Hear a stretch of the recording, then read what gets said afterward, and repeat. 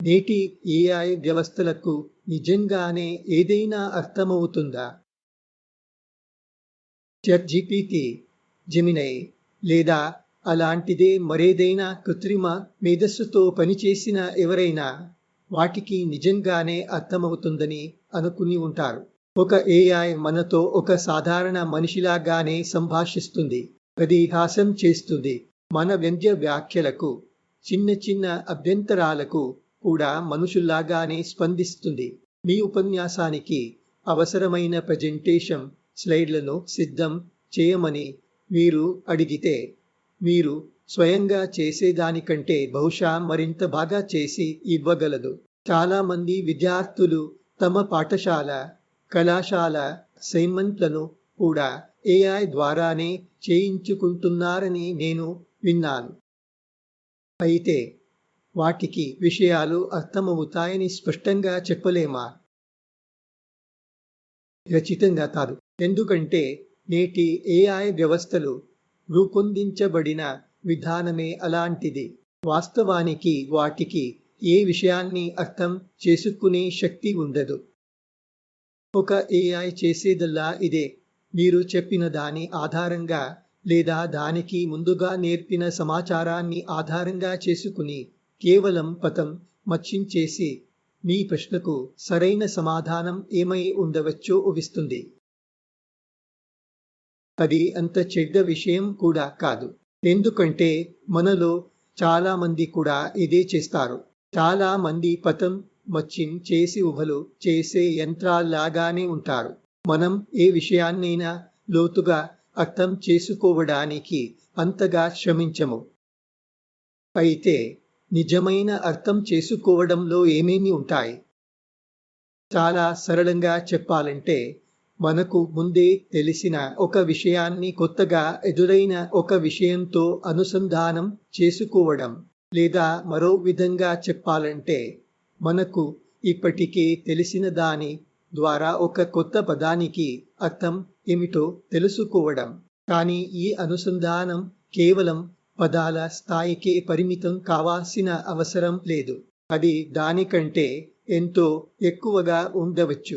ఉదాహరణకు, ఎవరైనా పెళ్ళి అని చెప్పగానే మన మనస్సు ఆ పదాన్ని మృదువైన బొచ్చు కలిగి, 4 కాళ్ళు, ఒక పొడవాటి తోక ఉండే, అప్పుడప్పుడు గురుగురుమనే ఒక జంతువుతో అనుసంధానం చేస్తుంది. వాస్తవానికి మనం ఒక పదాన్ని అది సూచించే జీవి యొక్క సంపూర్ణ వివరణతో అనుసంధానం చేసుకుని ఉంటాము. మన అర్థం చేసుకోవడం కేవలం దృశ్య అనుభవానికే పరిమితం కాదు. మీరు ఎప్పుడైనా ఆగ్నేయ ఆసియాలోని కొన్ని దేశాలకు వెళ్ళి ఉంటే, డ్యూరియం అనే పదం వినగానే అనేక విషయాలు మీకు గుర్తుకు రావచ్చు. ఆ ఘాటైన, వికారం కలిగించే వాసన, అయినప్పటికీ నోటిలో నిలిచిపోయే ఆహ్లాదకరమైన రుచి వంటివి. మరో విధంగా చెప్పాలంటే, అర్థం చేసుకోవడం అంటే కేవలం ఒక పదాన్ని మరొక పదంతో సరిపోల్చడం కాదు. దానిని మన ఇంద్రియాల అనుభూతులతో, గత అనుభవాలతో, ముందే కూడబెట్టుకున్న జ్ఞానంతో అనుసంధానం చేసుకోవడం కూడా. అయితే గుర్తుంచుకోండి, ఈ అనుసంధానాలు శాశ్వతమైనవి కావు. కొత్త సమాచారం లభించినప్పుడు ఇవి కాలక్రమంలో మారవచ్చు. తరువాత అవసరమైనప్పుడు మళ్ళీ గుర్తు చేసుకుని ఉపయోగించవచ్చు. ఏడు ఇలా చేయలేవా?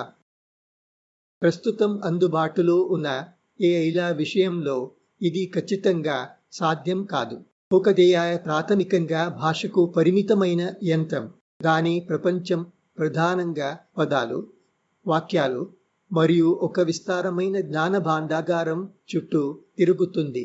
యూరియం అనేది బలమైన వాసన కలిగిన ఒక పండు అని ఏఐకు నేర్పితే, అది కేవలం డ్యూరియం అనే పదాన్ని ఆ వాసన వివరణతో అనుసంధానం చేస్తుంది. అయితే ఇది దాని శిక్షణ కాలంలో మాత్రమే సాధ్యం. దాని సృష్టికర్తలు మాత్రమే అలా నేర్పగలరు. నేను తరువాత అలా చేయలేము. ఇది మీకు ఆశ్చర్యంగా అనిపించిందా? వివరకం.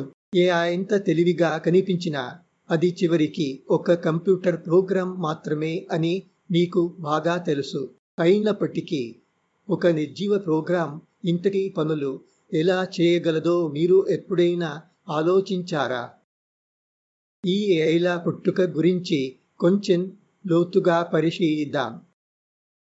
నేటి ఏఐలను పెద్ద భాషా నమూనాలు లేదా లార్జ్ లాంగ్వేజ్ మోడల్స్ అని పిలుస్తారు. ఇవి మానవ భాష చుట్టూనే పనిచేస్తాయి. ఈ ప్రోగ్రాంల ఆరంభం చాలా సరళంగా జరిగింది. వీటి మొదటి ఉద్దేశం ఒక భాష నుండి మరొక భాషకు అనువదించడం మాత్రమే. మనలో చాలా మంది పాఠశాలలో వ్యాకరణం, పదకోశం వంటివి నేర్చుకుని కొత్త భాషలను అభ్యసించాము. కానీ మనలో ఎవరు తమ మాతృభాషను అలా నేర్చుకోలేదు. అయినప్పటికీ మనం దానిని సులభంగా, పెద్దగా వ్యాకరణపరమైన తప్పులు లేకుండా మాట్లాడగలుగుతున్నాము. అది ఎలా సాధ్యమైంది? అది చైతన్యపూర్వకంగా నేర్చుకున్నది కాదు. ఉద్దేశపూర్వకంగా అర్థం చేసుకున్నది కాదు. ఒక శిశువు తన తల్లి గర్భంలో ఉన్నప్పుడే మాతృభాషను నేర్చుకోవడం ప్రారంభిస్తుందని పరిశోధనలు తెలియజేశాయి. గర్భంలో ఉన్నప్పుడే బయట మాట్లాడే మనుషుల మాటలు దానికి వినిపిస్తాయి. మెదడు ఇంకా పూర్తిగా అభివృద్ధి చెందని దశలో ఉన్నప్పటికీ అది వింటున్న భాషలోని పదాల సరిహద్దులను గుర్తించడానికి ప్రయత్నిస్తుంది. అయితే అది వింటున్నది ఏమిటో అర్థం చేసుకునే సామర్థ్యం దానికి ఉండదు. అది దీన్ని ఎలా చేస్తుంది?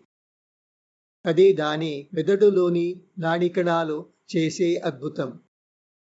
నాడీకణం అంటే మన మెదడులో ఉండే ఒక చిన్న జీవసంబంధ కంప్యూటర్ లాంటిది. మన మెదడులో ఇలాంటి కోట్లాది నాడీకణాలు ఉంటాయి. గర్భస్థ శిశువు పెరిగి చిన్న పిల్లవాడిగా మారుతున్నప్పుడు వాటిలో కొన్ని నాడీకణాలు అప్పుడే ఏర్పడుతున్నాయి. కొన్ని ఇప్పటికే ఏర్పడి నిర్దిష్ట పనులకు సిద్ధమవుతున్నాయి. మరికొన్ని మెదడులో తమ పాత్రలను స్థిరపరుచుకునే ప్రక్రియలో ఉంటాయి. ఈ నాడీకణాలే ఈ అద్భుతం వెనుక ఉన్న అసలైన పాత్రధారులు. కొంతమంది తెలివైన పరిశోధకులు ఈ ప్రక్రియను గమనించారు. వారు ప్రకృతిని అనుకరించడానికి ప్రయత్నించారు.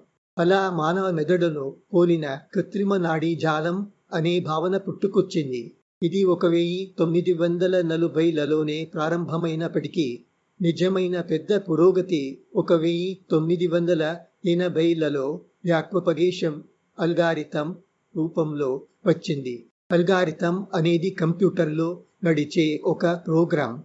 ఈ ప్రోగ్రాంలు జీవనాడీ వ్యవస్థ ఎలా పనిచేస్తుందో దానిని అనుకరించడానికి ప్రయత్నిస్తాయి. అయితే అలాంటి అనుకరణలో దాగి ఉన్న గణనలు ఎంత భారీగా ఉంటాయంటే ప్రారంభ కాలంలో ఇటువంటి నాడీ జాలాలను ఏదైనా ఆచరణాత్మక ఉపయోగానికి తీసుకురావడం చాలా కష్టంగా ఉండేది. ఆ సమయంలో కంప్యూటర్లు ఉన్నాయనేది నిజమే. కానీ ఈ కృత్రిమ నాడీ జాలాలను అమలు చేయడానికి అవసరమైన భారీ గణనలను నిర్వహించడానికి అవి చాలా నెమ్మదిగా ఉండేవి.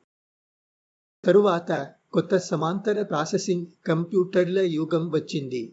ఈ యంత్రాలు ఒకేసారి వేలాది గణనలను చేయగలిగేవి. ఇలాంటి శక్తివంతమైన యంత్రాల సహాయంతో నిజంగా ఉపయోగకరమైన ఏఐల ఆలోచన సుమారు 2018 ప్రాంతంలో రూపుదిద్దుకుంది. వాటికి ప్రపంచంలో లభ్యమయ్యే దాదాపు ప్రతి రకమైన సమాచారాన్ని నేర్పించారు.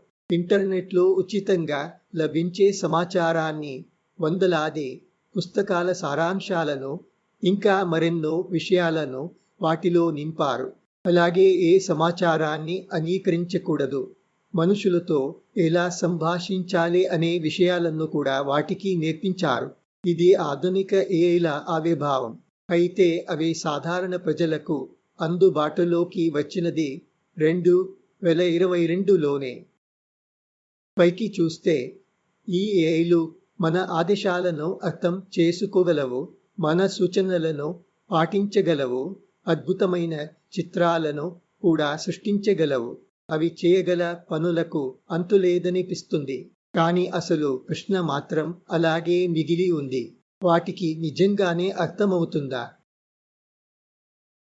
ప్రస్తుతం ఉన్న రూపంలో అయితే ఖచ్చితంగా కాదు. నిజంగా అర్థం చేసుకోవాలంటే అవి భావాల మధ్య కొత్త సంబంధాలను ఏర్పరచుకునే సామర్థ్యాన్ని అభివృద్ధి చేసుకోవాలి. తమ జ్ఞానాన్ని నిరంతరం నవీకరించుకోవాలి. ప్రాథమికంగా చెప్పాలంటే కొత్త సమాచారాన్ని గుర్తుంచుకోగలగాలి. మనం కేవలం పదాల ద్వారా జరిగే సంభాషణకే పరిమితం చేసినప్పటికీ ఈ ప్రోగ్రాంలకు అలాంటి జ్ఞాపక శక్తి లేదు. అవి కొన్నిసార్లు ఏదో గుర్తుంచుకున్నట్లుగా కనిపించినప్పటికీ తమ ప్రాథమిక జ్ఞాన భాండాగారాన్ని స్వయంగా నిరంతరంగా నవీకరించుకోలేవు. అవి కేవలం నమూనాలను గుర్తించగలవు, ఊహాగానాలు చేయగలవు అంతే. అంటే మనం AI యొక్క అంతిమ పరిమితిని చేరుకున్నామా? ఖచ్చితంగా కాదు. ఒక విధంగా చూస్తే ఈ యంత్రాలను ఉద్దేశపూర్వకంగానే అలా రూపకల్పన చేశారు. మనం నిద్రపోతున్నప్పటికీ మన మెదడు మన జ్ఞాపకాలను నవీకరిస్తూనే ఉంటుంది. మనకు ఇప్పటికే అర్థమైన విషయాలను మరింత బలపరుస్తూనే ఉంటుంది. నేటి ఏళ్ళు అలా చేయలేవు. 24 గంటలు తమ జ్ఞాపకాలను నవీకరించుకుంటూ ఉండే మానవ మెదడులా వాటిని రూపొందించలేదు. కాబట్టి అవును, ప్రస్తుత ఏఐలకు నిజమైన అర్థం చేసుకునే శక్తి లేదు. కానీ భవిష్యత్తులో కూడా అది అసాధ్యమే అని చెప్పలేము. అవి ఎప్పటికీ అలా చేయలేవని చెప్పడానికి ఎలాంటి కారణమూ లేదు. AI సాంకేతికత అభివృద్ధి చెందుతున్న వేగాన్ని చూస్తే మన ఇంద్రియాల ద్వారా గ్రహించే ప్రపంచమంతా కాకపోయినా కనీసం భాషా ప్రపంచాన్ని అయినా AI మనలాగే అర్థం చేసుకునే రోజు చాలా దూరంలో ఉండకపోవచ్చు.